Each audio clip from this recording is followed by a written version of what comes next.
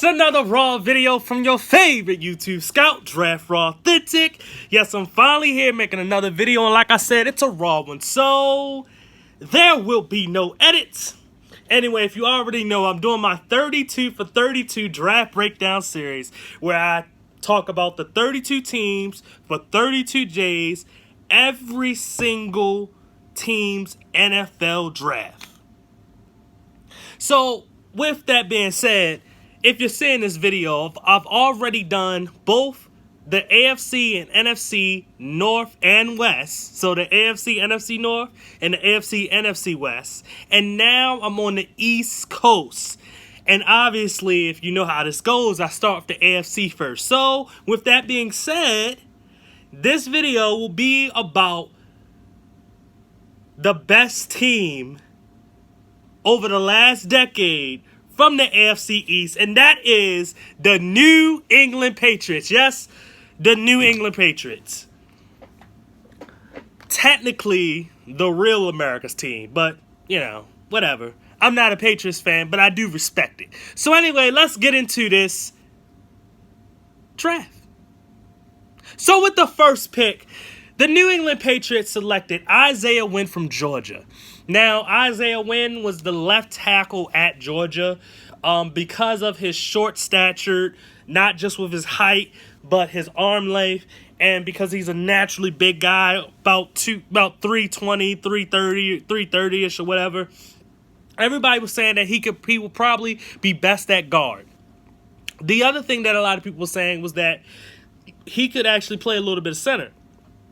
I think I heard that he practiced at center either at the Senior Bowl, and he may have practiced a little bit of it like during the college season, but I'm not sure. I could be wrong about the college season.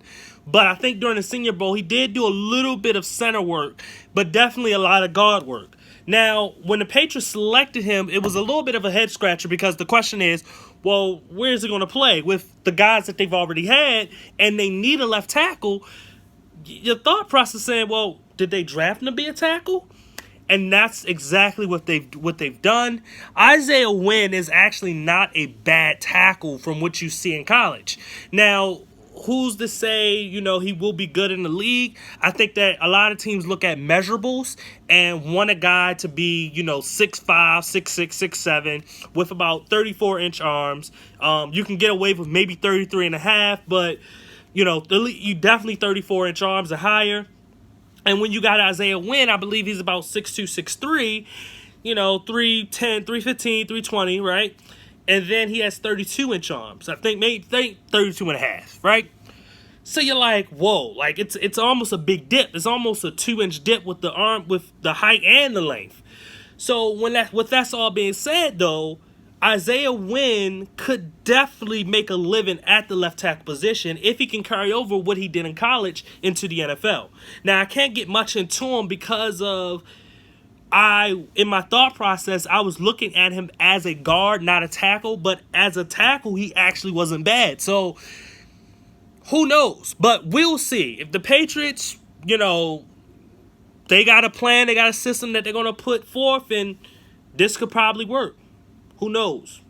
So, yeah, I give him credit for getting him, but I can say this. If he doesn't work out being a left tackle, the Patriots definitely got a stud at the center or guard position. Anyway, with the second pick, they go back to Georgia, and they choose Sony Michel, the running back. Now, Sony Michel I wasn't the biggest fan of Sony Michel, and not that I didn't like Sony Michel. I liked him for a guy that could make a living in the NFL of being a pretty good player. I was more of a Nick Chubb guy, not a Sony Michel guy. But I can tell you that Sony Michel gives you a little bit more in terms of catching the ball a little bit, and in terms of the natural quickness. Now, the surprising thing was the speed. You would think that Sony was a little bit more faster.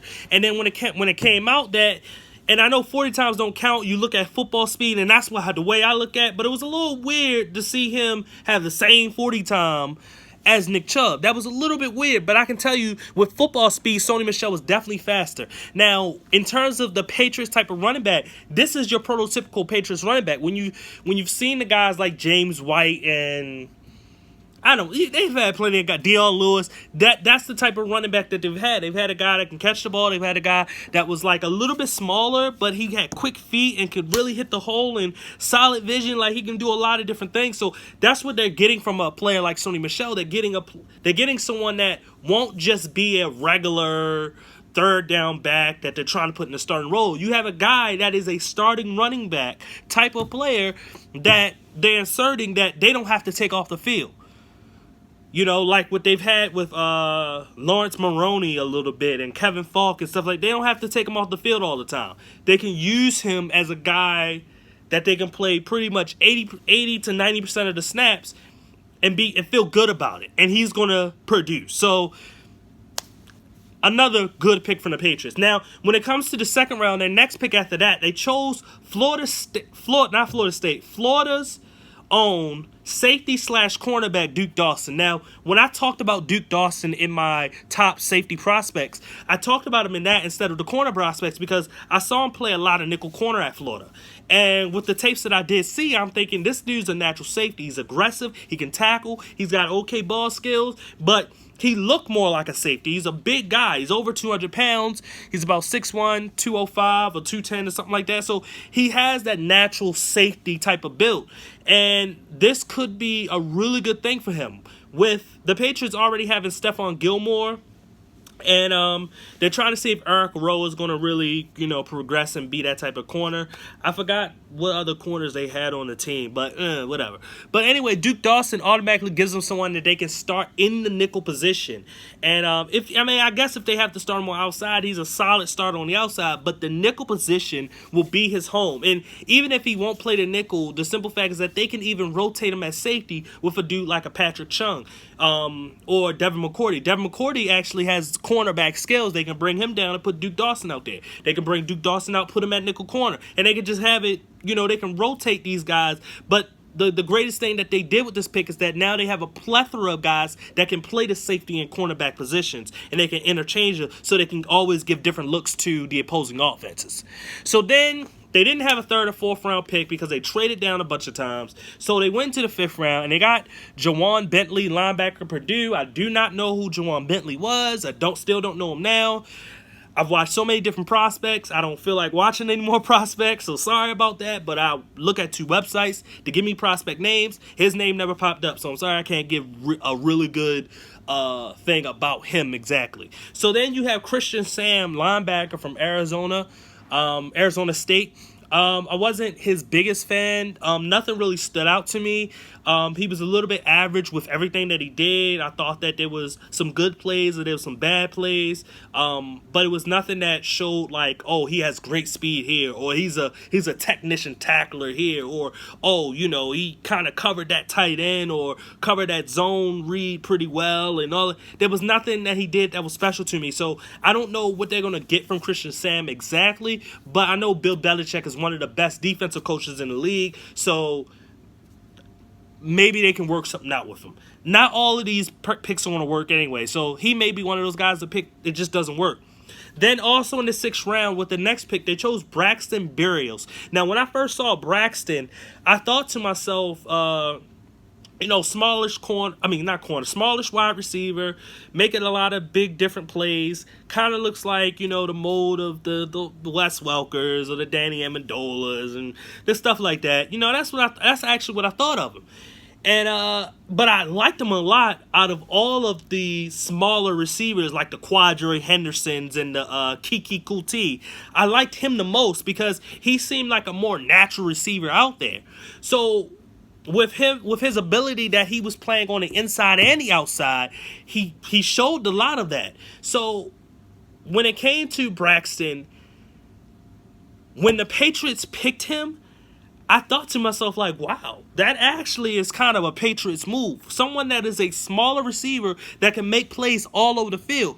Brandon Cooks is another example. And that's where I actually, if I was comparing, and I don't like comparing players that are in college into the NFL, but if I was to say anybody, it'd probably be a little bit of, Brandon Cooks. A little bit of him.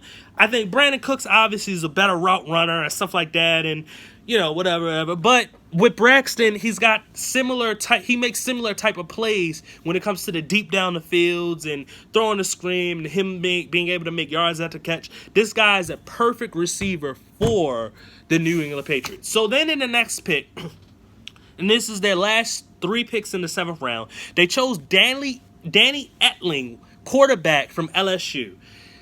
Don't like him. Never did like him. And if you've heard the stories with the what's the receiver name this year that came out from LSU?